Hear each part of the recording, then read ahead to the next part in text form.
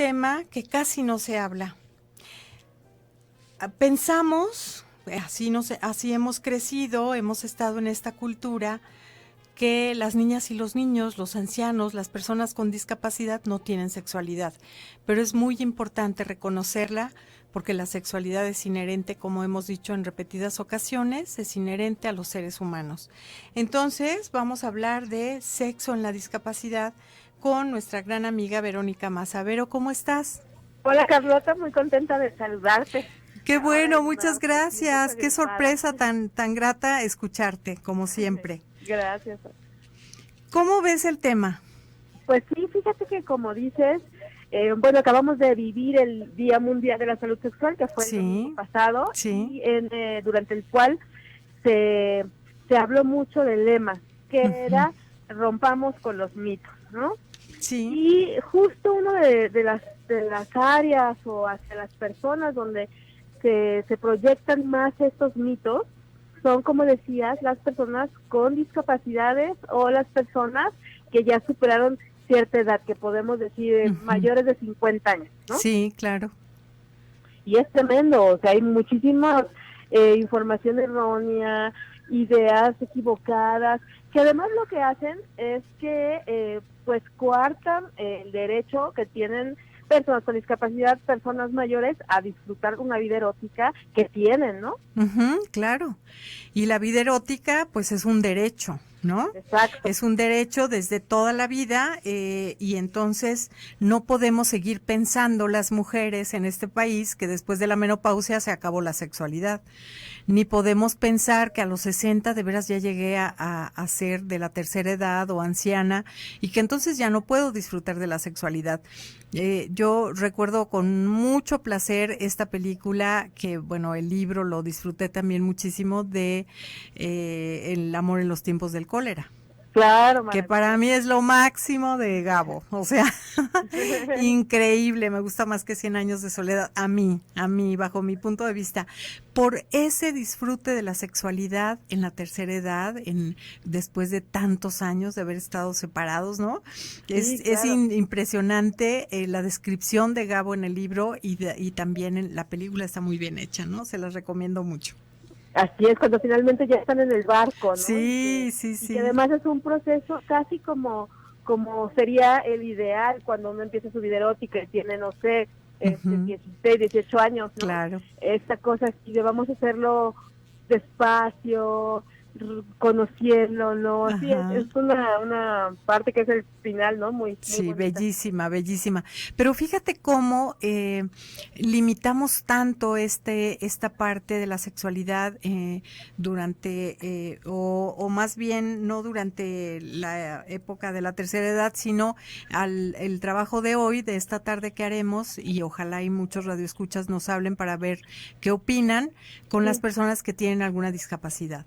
Por ejemplo, en España yo estaba leyendo que hay trabajadoras sexuales especializadas en trabajar con personas con discapacidad. Eso se me hace maravilloso, sí sabes, ¿no? Sí, Uh-huh. claro, claro. De hecho, tengo un buen amigo allá en España. Fíjate Ajá, que te cuento, yo soy parte de un proyecto ajá, para personas con discapacidad motriz. ajá, Se llama Aventuras sobre Ruedas y es un proyecto que creó Alfredo Jiménez, que es un compañero aquí en Milenio, sí. que es editor de televisión y que hace 8 años sufrió un accidente automovilístico que Uh-huh. le generó una lesión medular y bueno, lo tiene en silla de ruedas.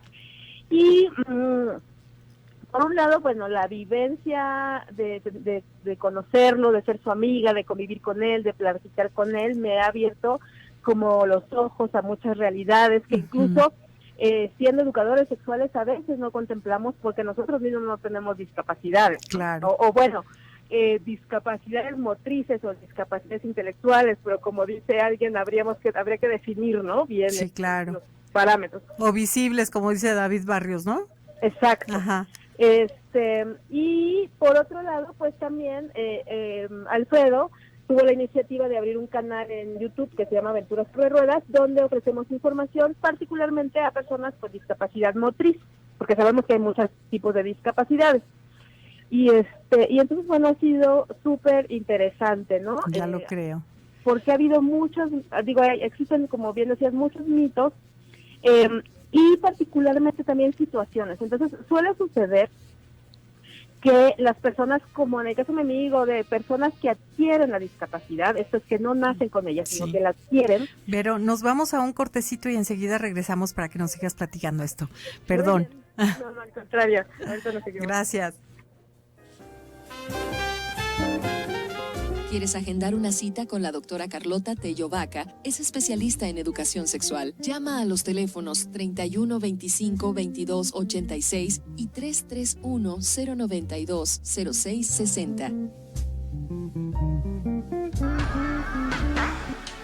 Las personas con discapacidades son capaces de disfrutar sus experiencias sexuales.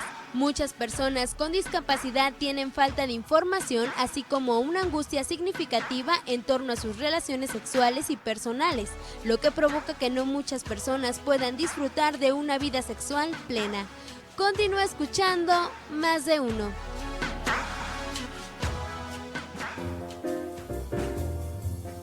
Ya estamos de nuevo contigo. Agradezco a Giovanni Navarro y a Jessy Orozco por su producción y porque hacen posible este programa. Muchas gracias. Soy Carlota Tello. Estás en tu programa Más de Uno.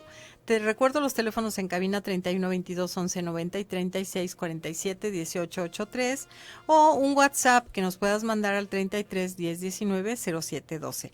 Continuamos, Vero, con lo que me estabas comentando acerca de tu compañero y cómo esto te ha sensibilizado de una manera especial también.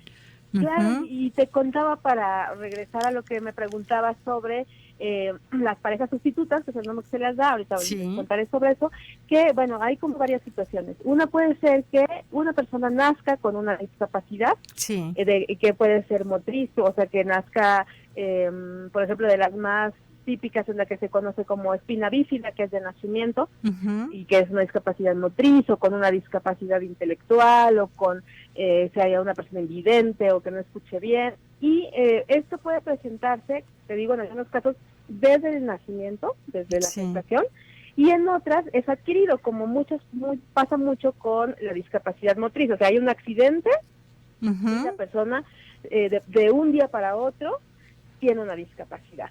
¿Qué pasa muchas veces? Muchas veces las parejas sí son capaces como de entender la nueva realidad de su pareja, sea hombre o mujer, ¿no? Y se pueden ir adaptando también. Y sí, se pueden ir adaptando, pero por desgracia lo más común es que una de dos, o la relación termine, sobre todo pues si no hay hijos o no están casados y esas cosas, o que continúe, pero la pareja dé por hecho que no van a tener más una vida erótica. Sí, claro. Entonces ahí, pues, si te fijas, o sea, tenemos un problema, porque si se van, dejan a la persona con la discapacidad, pues con esa situación, esa angustia, y va a ser complicado que se recupere. Si se quedan, no solo están negando el derecho al placer y a tener una vida erótica plena a la persona con la discapacidad, sino la misma pareja se está bloqueando. Claro. Entonces, pues yo sí pienso que aquí tendría que haber, por un lado, como una mayor información, una mayor comprensión de la realidad erótica de las personas con discapacidad, y en México tendría que existir, ahora sí aterrizando a lo que me decías, a esta figura de el asistente sexual, le llaman en Europa, en Estados Unidos le llaman la pareja sustituta, que son hombres o mujeres que, mira, al menos en Europa es un poco diferente. En Estados Unidos no necesitan tener previamente una carrera como sexólogos o como psicólogos, pero sí tienen que tomar un curso que a través de una asociación que da certificados de que son parejas sustitutas, tengan la capacitación para hacerlo.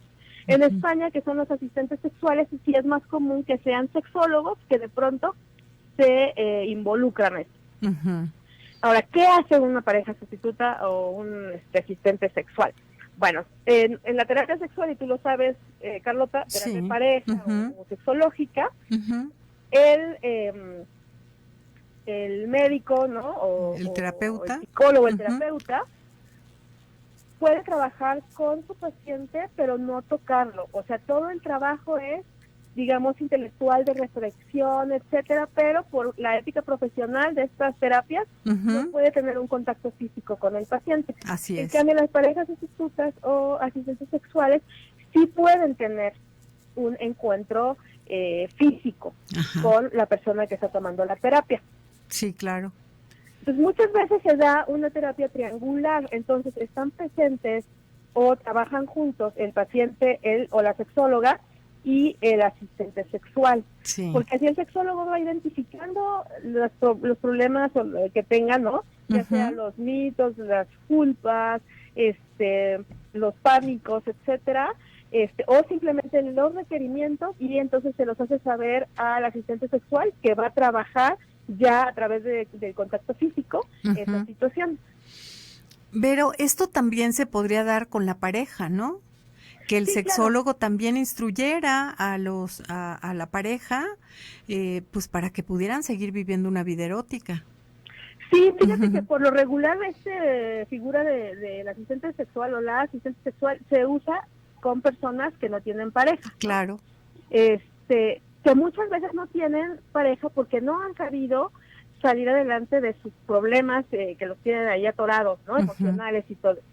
Y cuando sí tienen pareja, ahí sí, pues la labor de el terapeuta o el sexólogo, la sexóloga, es ir guiando a su pareja en este campo, ¿no? Claro. Sí, porque también hay un vínculo ahí, entonces, pues qué lindo que ahora se puedan adaptar a una nueva situación de vida, pero que pueden salir muy bien adelante, pues, ¿verdad?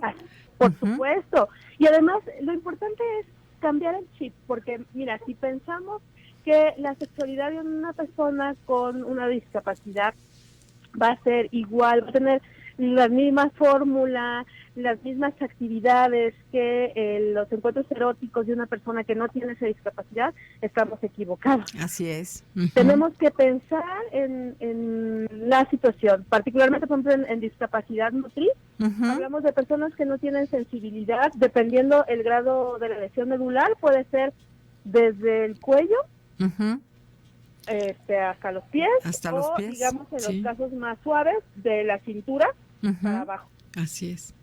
Entonces no tienen sensibilidad, o sea, no sienten nada, ¿no? Diría Juan Gabriel. Sí. Recordándolo, claro, muy bien. Sí. Aparte, también dependiendo del nivel de lesión, pueden o no tener una erección.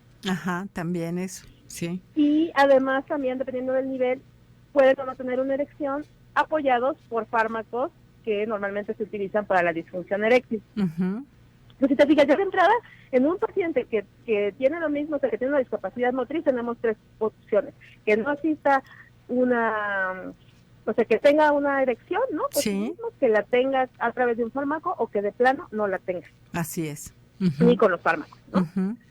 Entonces, pues ya de entrada tienes que empezar a trabajar eso y a decir, ¿hacia dónde vamos a dirigir entonces su placer?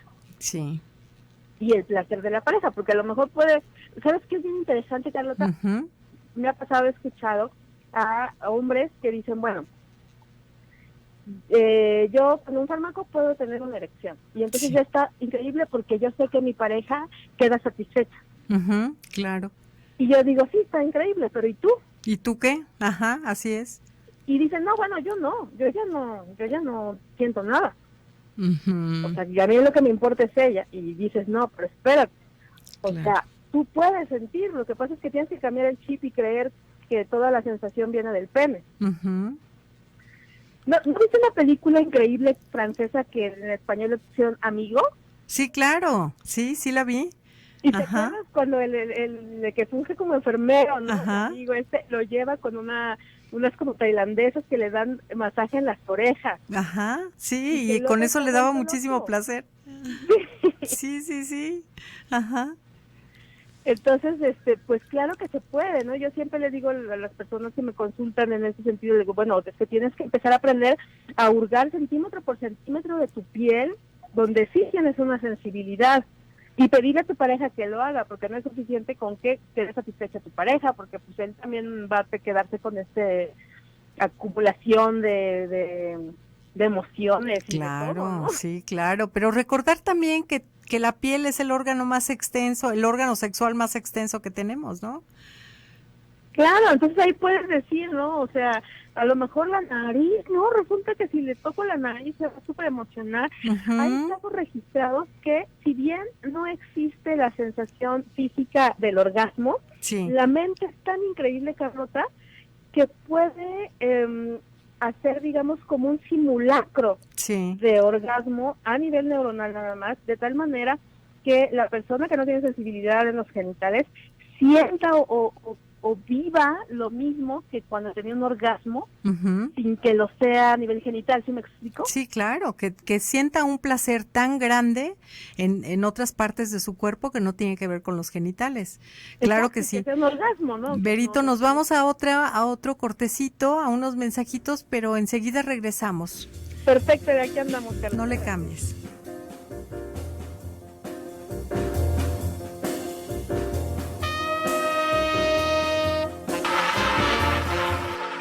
La ruleta del sexo. Tercera edad. Muchos ancianos pueden tener sexo con frecuencia. A los 70 años, el 73% de los hombres siguen siendo potentes y el 30% de las mujeres de 80 o más todavía pueden tener sexo. Así que el geriátrico puede ser mucho más interesante de lo que imaginas.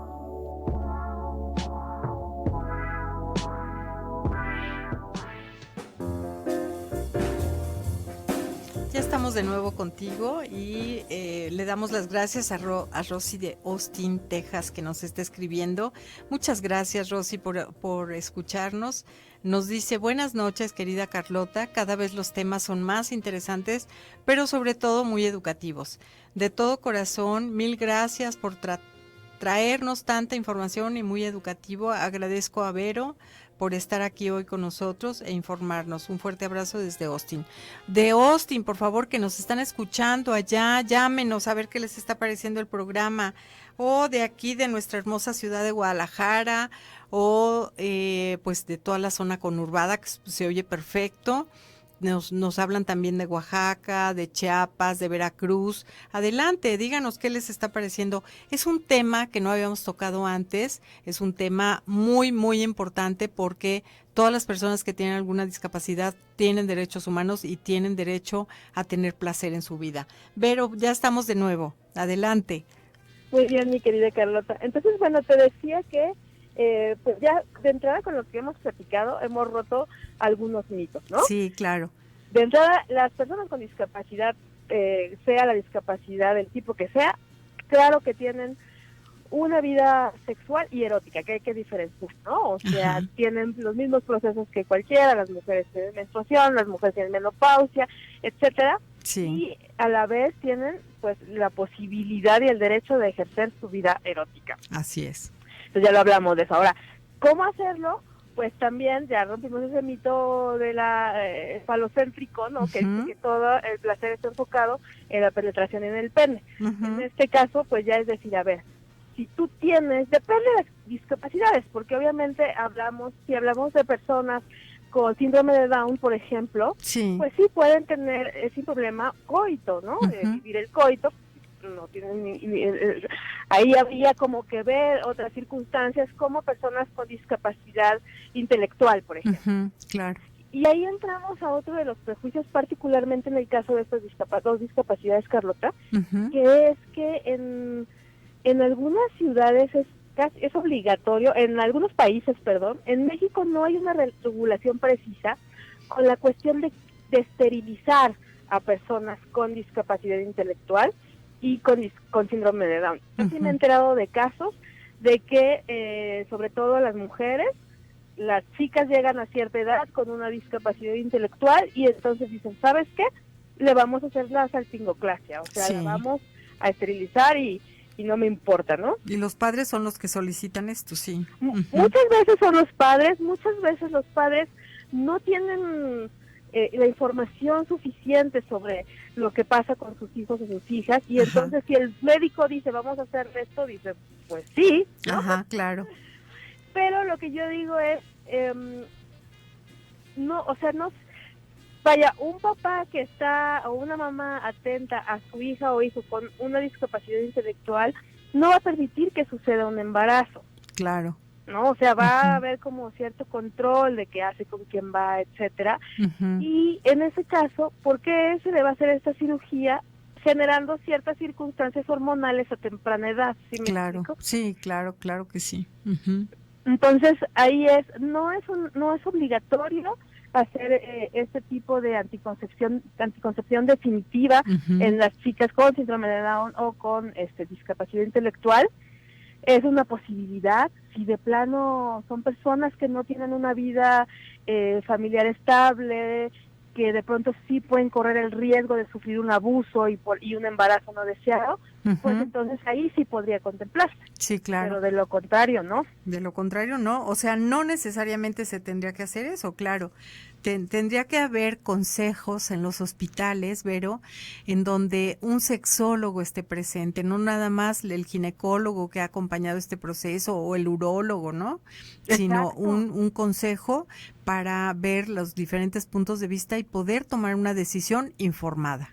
Exacto. Sí, Ahora, sí, otra claro. situación así que llama la atención y que además se puede solucionar cambiando apenas una concepción, una idea, ¿no? Mucha gente cree que las personas con discapacidades son como niños, Sí. que no crecen, ¿no? Ujú. Entonces dicen, ay, claro, o sea, alguien con síndrome de Down siempre va a ser un niño, no va a Ujú. tener Deseo. deseo, no Ujú. va a poder disfrutar, no va a tener orgasmos, no nada, incluso no personas sordomudas, o eso sí, hasta con las personas con discapacidad. Sí. Dice, oye, pues si tiene que usar pañal en las noches, ¿no? Porque obviamente no contrarán esfínteres, Ujú. pues entonces como un niño, ¿no? Ujú. O Claro, una niña, sí. y dice, no, Y entonces es espérate. el doble mito, ¿no? Los niños no tienen sexualidad, la persona con discapacidad tampoco. Se dobletea ahí. Exacto, sí, totalmente. Ajá. Y luego ya cuando llegan a la tercera edad ya son tres, porque entonces dicen, los niños no tienen, los ancianos no tienen, las personas con discapacidad Imagínate, tampoco. no, pobre gente, sí, no. Yo creo que esos mitos es importantísimo, programas como este y con profesionales como tú, para venir a erradicar estos mitos y a pensar nuevas maneras, nuevas formas de que estas personas que tienen derecho al placer puedan acceder a él. Así es. Ujú. Otro de los mitos, Carlota, es, por ejemplo, que las personas con una discapacidad no son atractivas o También. no podrían Ujú. atraer a otra persona. Entonces, se les hace creer, sobre todo en los casos que te decía, de cuando es adquirida, ¿no? Ya en alguna edad, en la juventud, en la adultez, la discapacidad, de que entonces ya perdió todo su atractivo esa persona, Ujú. ¿no? O sea, ay, mira, el que era súper guapo, la chava que era muy sexy y atractiva, de pronto está en una silla de ruedas y ya no es nadie y ya se le quitó todo el rastro de belleza o Sí, de imagínate. cosas atractivas, Ajá, ¿no? claro. Y bueno, ahí ya son niveles como más profundos, mi querida amiga, porque entonces nos tenemos que meter como al concepto de belleza que tenemos en la sociedad. Sí, sí, definitivo, y que son conceptos que de repente han sido muy matizados por otros países, ¿no? Entonces, aquí tenemos una belleza especial entre las mexicanas, pero que de repente, con esta con esta idiosincrasia de repente que no podemos apreciar lo nuestro como bello, como hermoso, como valioso, ¿no? De repente vemos otras imágenes. La Barbie, por ejemplo, que ha sido pues un modelito ahí que ha tenido muchas, ¿cómo te diré? Como problemas con la alimentación, anorexias y demás que tú y yo sabemos, pues es una persona que si tuviera, perdón, es una muñeca que si fuera persona y tuviera esas medidas ni siquiera podía mantenerse en pie. Claro, O sea, imagínate, ni siquiera como podría caminar. burrito parado, ¿no? Ajá, Le entonces, doblan la rodilla. sí, de repente hemos crecido, a través de, rodeadas de modelos muy altas, con piernas largas, muy güeras, de ojos claros, ¿no? Y nosotras no somos así, nosotras tenemos una belleza, diferente, pero igual de bella, ¿no? Claro, Ujú. y el que nuestro cuerpo sea diferente aparte de nuestras características ya genéticas, como muchas veces sucede, porque además yo diga las cosas como son. Entonces, una persona que de pronto sufre una discapacidad motriz, ¿qué va a pasar? Su cuerpo va a cambiar porque ya Sí, no va a también. ocupar una parte. Ujú. Entonces, las piernas, por ejemplo, pueden hacerse más delgada. Ujú. Hay hombres y mujeres deportistas en silla de ruedas que logran mantener el tono muscular, pero si no, pues son sus extremidades más delgadas de lo común. Porque el músculo ya no se está utilizando, así es. Ajá. Exacto, pero Ujú. eso no quiere decir que al romper el esquema de la belleza de unas piernas, por ejemplo, esa persona ya no sea atractiva. Exacto, ¿no? claro. Sí, claro. Fíjate que quien está haciendo un trabajo bien interesante para personas con discapacidad, Ujú. motriz aquí también en particular, porque Sí. porque además donde hay el mayor número de personas con discapacidad en el mundo. Ajá. Por lo mismo de que la discapacidad motriz puede ser tanto de nacimiento como adquirida, entonces es donde hay un mayor número de personas. Sí. Es Bill Gates. Bill Gates tiene Bill Gates. una asociación con su esposa, Ajá. una fundación. Con Fundación Melina, sí, Bill Melissa. Ujú. Gates, con Melissa, Sí. que se Ujú. dedica a ayudar justamente a personas con discapacidad y saca muchos productos. Por ejemplo, tienen un libro maravilloso, ahorita me acordé del libro hablando de esta Ujú. relación física, Ujú. donde se han No. dedicado a hacer fotografías, retratos fotográficos. Nos vamos a un mensajito, Vero, perdón, enseguida regresamos. Muy bien. Gracias. Así. ¿Quieres agendar una cita con la doctora Carlota Tello Vaca? Es especialista en educación sexual. Llama a los teléfonos 31 25 22 86 y 331 092 06 60.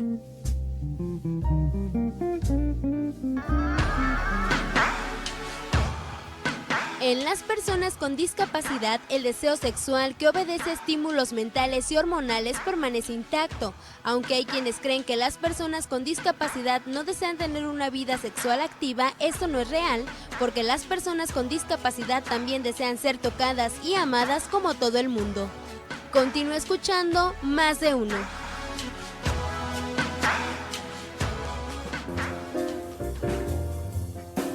Ya estamos de nuevo con Verónica Maza. Vero, nos quedamos en que estábamos platicando de Bill Gates y Melissa, su esposa, que tienen unos apoyos especiales para personas con discapacidad.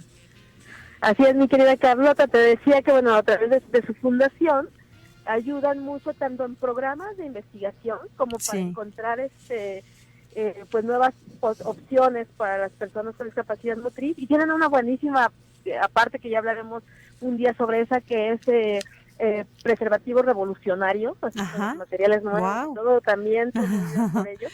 Muy bien. Pero bueno, en el caso particular de las discapacidades, tienen un libro muy bonito Ujú. donde fotografiaron a hombres y mujeres, deportistas, empresarios, músicos, políticos, con discapacidad motriz, Ok. y son unos retratos que tú dices, qué personas tan hermosas todas. Mira, tan- qué tan hermoso, guapas, qué tan bueno. atractivas, ¿no? Y guapas. Ajá. Entonces, échale un vistazo. Muy bien. Vero, tenemos una pregunta de alguien que nos está escuchando, que nos dice que es invidente, que si podemos hablar un poco de la sexualidad con esta discapacidad, con una persona con esta discapacidad. Claro. Fíjate que, bueno, es una cuestión interesante y diferente precisamente a lo que decíamos. ¿Qué sucede muchas veces cuando bloqueamos a placer, digamos, un sentido, ¿no? O sea, Ujú. que nos tapamos los ojos o que nos tapamos los oídos. Lo más común es precisamente taparnos los ojos por un rato. Sí. Sucede que los demás sentidos explotan, ¿no? Como Sí. que dicen, espérate, vamos a llenar ese hueco que está dejando este sentido de la vista. Ujú. Entonces, en el caso de las personas invidentes, ¿no? O débiles visuales, o también hablamos de grados, pues lo ideal siempre es que exploren todas esas posibilidades, lo que decíamos, si van a poder tener penetración, ¿no? Poder disfrutar del coito, van a poder tener erecciones, orgasmos. La cuestión es que van a tener que aprender a imaginar o a recrear lo que no pueden ver. Claro. Fíjate que hace unos años, como parte de mi lado periodístico, hice un reportaje muy interesante que fue que me cubrí los ojos durante 36 horas. Ujú. Y me fui a la escuela de ciegos aquí en la Ciudad de México, caminé con mi bastón el centro, en fin, fue una de las experiencias más intensas y aleccionadoras de mi vida. Claro. Y recuerdo cuando fui particularmente a la escuela, Ajá. que me tocó la clase de geografía y entonces teníamos que hacer con plastilina el mapamundi. Sí. Y yo estaba súper norteada, no sabía cómo hacerlo, quería hacer como la bota de Italia o Europa, que es como lo más fácil, y no sabía. Entonces de pronto la maestra me dijo, a ver, lo que pasa es que tú estás tratando de copiar sin ver lo que, como sabes que es, ¿no? Sí. Lo que tienes que hacer es imaginarte cómo es para ti el mundo. Ajá. Y hacerlo con la plastilina. O sea, yo te puedo dar como unas indicaciones de que Europa está frente a América o a un lado, pero el chiste es que tú aprendas a crear en tu mente tu idea del mapamundi. Mediante la imaginación, claro. Exacto, y entonces esto se aplica en la cuestión erótica. Es Sí. una posibilidad que se aplica en personas con invidentes o no. Ajá, claro. Tenemos como que aprender justo a explorar toda esta parte de la imaginación que es tan vasta y de decir, podría lamentarme porque no voy a poder ver nunca más a mi pareja o a una mujer o a un hombre, ¿no? Desnudo, o desnuda. Sí, pero puedes imaginarte muchísimas cosas, emplear el tacto, emplear el gusto, emplear el oído y entonces ir recreando un erotismo a tu medida. Sí, claro. Sí, claro, se me ocurren muchísimas cosas que por falta de tiempo no podríamos decirlas, pero podríamos, híjole, inventar tantas cosas. Fíjate que en uno de los diplomados de educación sexual que pues ya ves que he diseñado y coordinado un montón de diplomados, ya voy por el número 29, teníamos un módulo de educación sexual y la discapacidad. Ajá. Pero después lo tuvimos que quitar porque la gente se empezó a quejar de que era un diplomado que parecía maestría porque tenía 190 horas. Entonces, al cortarlo y al dejar solo 105 horas, pues claro que algunos módulos tuvieron que salir, pero sería interesantísimo hacer el experimento de volver a incluir este módulo, porque la verdad es que sí impactaba mucho, ¿no? Y eso es precisamente lo que hacíamos. Toda la tarde alguien se amarraba un pie, como si no tuviera pie, alguien se tapaba los ojos, como si fuera invidente, alguien, ¿cómo se llama? Imaginaba que no le supieran las cosas, o un brazo amarrado atrás, ¿sí sabes? O sea, claro, diferentes cosas para ver cómo nos relacionábamos ahora. Entonces, durante toda la clase y con prácticas ahí en el salón de cortejo, de saludo, de ver cómo te relacionas cuando no has tenido ese tipo de discapacidad, porque por otro lado, si somos como muy ortodoxos, diríamos pues todo mundo vivimos con alguna discapacidad. Claro, así también es eso, ¿no? O sea, o tenemos una lastimadura, o nacemos medio ciegos como yo, ¿verdad? Que estoy con un ojo veo muy bien, con el otro casi nada, pero nos hemos adaptado al mundo, que el mundo se ha adaptado a nosotros y no por eso tenemos relaciones menos satisfactorias, ¿no?